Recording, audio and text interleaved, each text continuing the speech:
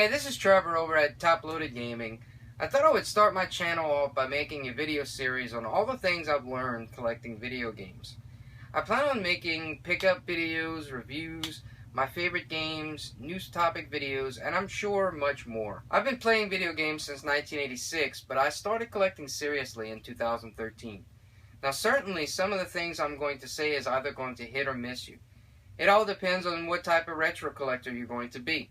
Are you going to collect nothing but complete in-box games? Or will condition even matter to you?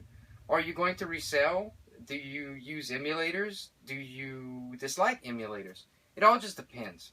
What tools am I going to need and want, and where can I find them? Well, I would say among the most important, you're going to want to get the 3.8 and the 4.5 millimeter security bits or screwdrivers. The 3.0 millimeter will get you into NES games, SNES games, while the 4.5 millimeter bit will get you into a lot of Sega Genesis carts as well as the NES top loader. Another good tip is before screwing your chip back in, turn the screw counterclockwise until you hear that snap. Once you hear the snap, you know that you're in the hole and you can put the screw in properly. You will also need to get the Torx T8 security bit. You can find just a screwdriver, but I recommend getting a set with various sizes because you never know what you may run into.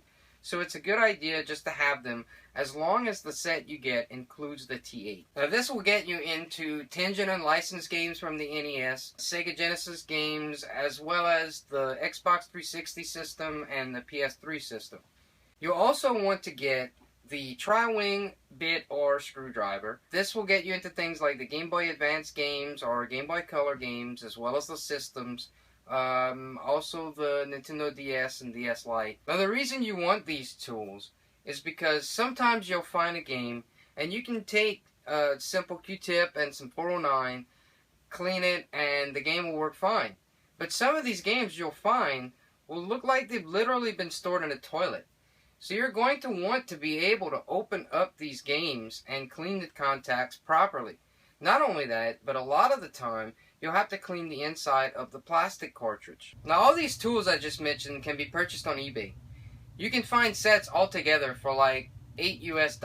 Another thing you might want to get is a set of makeup or art brushes. It helps get into all those crevices that like to hide dirt and grime. Some people use toothpicks. I use a small flathead screwdriver with a microfiber cloth to also get into some of the hard to reach places. You may also want to buy a little set of decent magnets. When you are first getting used to taking apart a system to troubleshoot, it might be a good idea to have some magnets. Maybe you're replacing a 72-pin connector on a regular NES.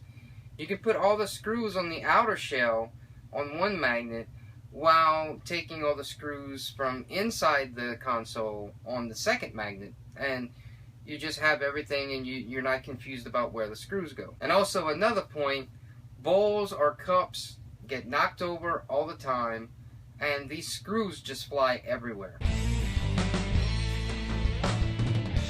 But for example, I recently modded my NES top loader. The top loader doesn't have a power light.